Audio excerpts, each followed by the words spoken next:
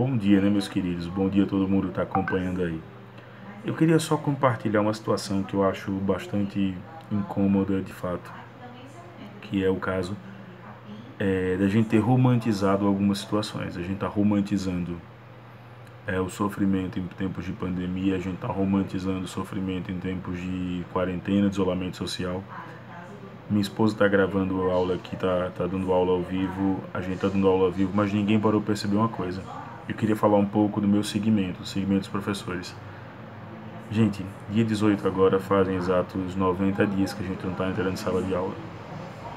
Muitos professores estão desempregados, muitos professores estão estressados. A gente não tem uma educação hoje, quando eu falo educação, a gente não tem políticas públicas hoje de valorização do professor.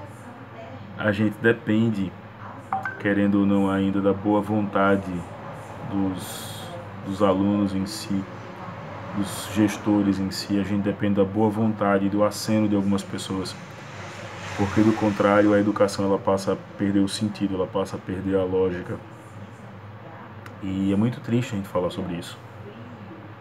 A gente tem que pedir as pessoas para poder dar aula, a gente tem que pedir as pessoas para entenderem a nossa profissão. O médico está sofrendo, eu entendo muito isso. Mas o professor, que para a galera ter uma ideia especificamente, a gente não teve férias. Quem disser que teve férias está mentindo. Porque os donos de escola, com medo de perder alunos, eu entendo o momento, é impossível não pensar. Também tenho negócios na educação, também organizo aulões. Eu sei que perder aluno é uma coisa horrível para a economia de qualquer empresa. Mas os donos de escola ligam, importunam, incomodam. O nosso sindicato, ele está muito mais preocupado com o processo eleitoral do presidente que quer ser candidato a vereador. Não tira aqui o mérito dele. E espero muito que consiga todos os objetivos que ele está traçando, mas ele tinha que olhar um pouco mais para a nossa categoria. É uma categoria que está precisando muito de atenção, uma categoria que a gente vê que o poder público não está nem aí. O nosso vice-governador, que era secretário de Educação, não ouve a categoria, não ouve os professores. E se não fossem algumas pessoas que fazem um trabalho fantástico, nós estaríamos passando fome, a realidade é essa. Eu não posso dizer nós me colocando, porque a vida tem sido muito generosa comigo, com a minha esposa. Em tempos de pandemia a gente conseguiu colocar nossa empresinha para frente e conseguimos fazer nosso dinheirinho. Mas por que eu estou falando isso? É porque não existe hoje uma educação política para alunos, pais, para alguns gestores. Eles acham que o professor, ele não terminou a aula, ele fecha o taxímetro. Não.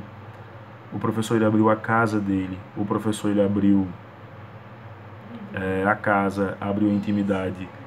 Eu sento na mesa aqui para trabalhar, minha esposa senta em outra mesa, a gente senta às 7 da manhã, 6h40 da manhã, e às vezes dá 11 horas a gente está trabalhando ainda.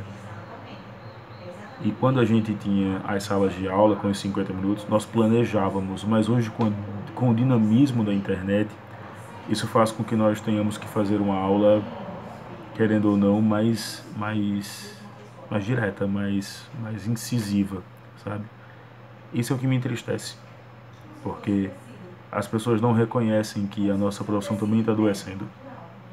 Se não fosse a conversa com alguns pais, com alguns alunos, com o meu coordenador, eu queria falar aqui nominalmente, que é o Tássio Kizar, que é um amigo mais do que um coordenador e que entende o processo da gente,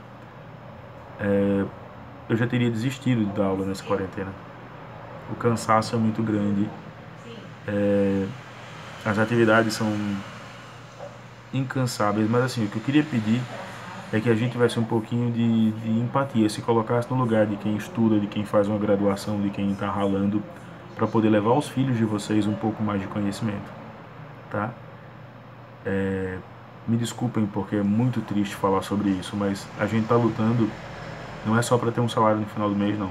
A gente está lutando da maneira mais digna que a gente pode para devolver a economia para a nossa cidade, para o nosso estado e para o nosso país. Tem professores que estão abrindo mão de receber horas extras. Eu sou um deles, eu abro mão de receber hora extra.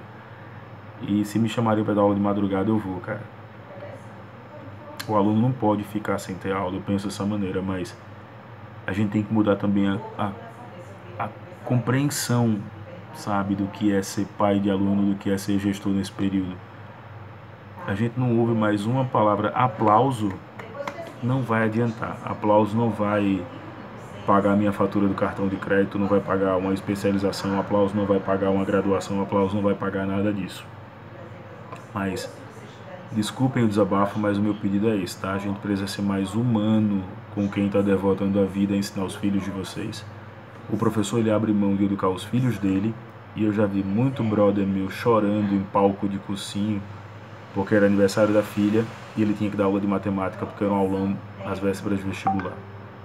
Então, pensem com carinho, atrás da tela, montando aula, compartilhando material, tem alguém que está sonhando com isso, tem alguém que está querendo mudar isso, tem alguém que está querendo que seu filho seja um ser humano melhor, independente de salário.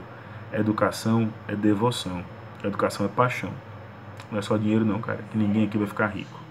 Pensem nisso e desculpa aí o desabafo.